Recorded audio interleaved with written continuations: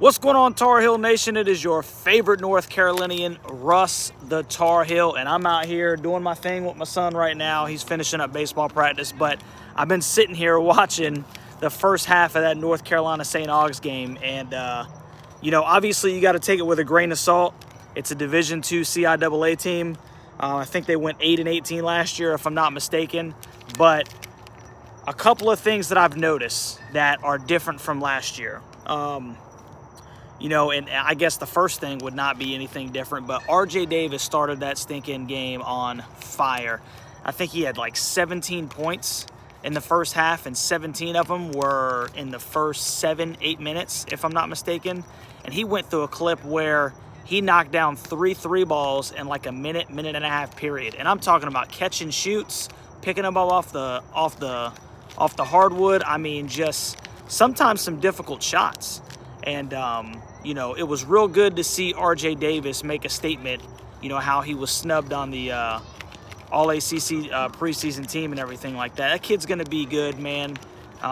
So I'm excited to see R.J. Davis start the game that way.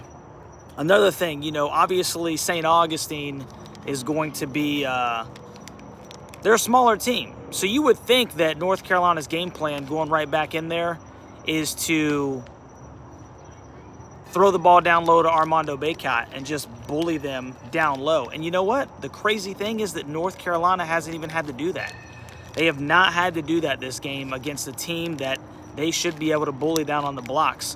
What was really impressive, and obviously I don't know if this is something that you can sustain, but North Carolina in that first half, they got shooters everywhere.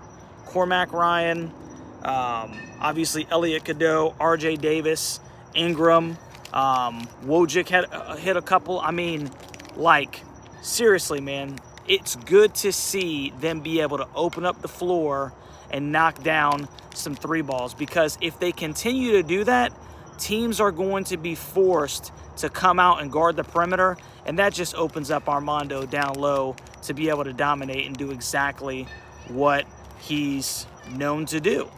He's just a stinking Hoover, vacuum cleaner on the glass, and, you're getting more one-on-ones, and they can't double-team him down there on the block, man. So, real great first half. The other thing that I noticed,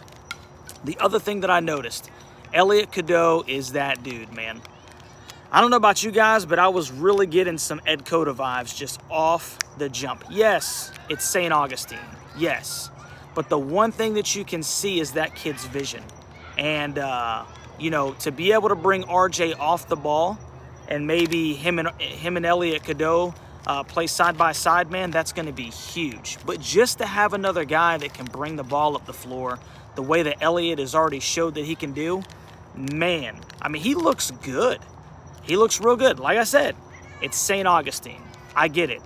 But 65-26, and to just be raining from downtown like the Hills were in that first half, that's huge. It's great to see them shoot the basketball that way. And it's great to have a facilitator like an Elliot Cadeau who, like I just said, man, I got a whole bunch of stinking Ed Cota vibes off the rip, man. So good to see him doing exactly the things that we thought that he would do. What you got, Chevy? Don't turn an ankle. Yeah, bro. Yeah, and obviously you saw Cormac Ryan go into the half. He went into the locker room, man. Hopefully that's nothing serious. He seemed to be walking it off pretty well. Obviously this is a terrible game to have anybody injured in. So that's actually my wife right there. She looks like Where's Waldo right now. That's her Halloween outfit, if you will. But anyway, just real good to see Cadeau facilitating the ball. All the downtown shots, bro, they're stinking lighting it up from downtown, and teams are going to have to respect that, as long as Carolina can continue to do that. And that just opens up Armando and Jalen down there on the blocks to be able to handle business, bro. So I'm super stinking excited about what I saw in the first half. So if I get home in time, man, we'll go live for the last couple of minutes. I don't know if that's going to happen, but, I'll try to get down there, bro, get to the house, and we'll try to go live, and we'll talk about the end of the game, man, and maybe I'll make a little stinking little video or something like that afterwards, man. But anyway, hey, Heels look good, bro. Heels look good. Division II CIAA St. Augustine that went 8-18 last year. There's Where's Waldo right there.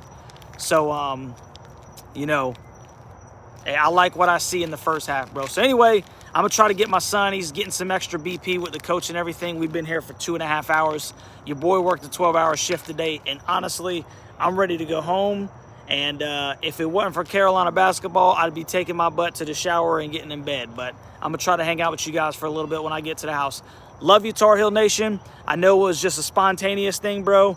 But your boy's here, dog, and I'm watching the game. So love you guys. I'll catch you on the next one, man.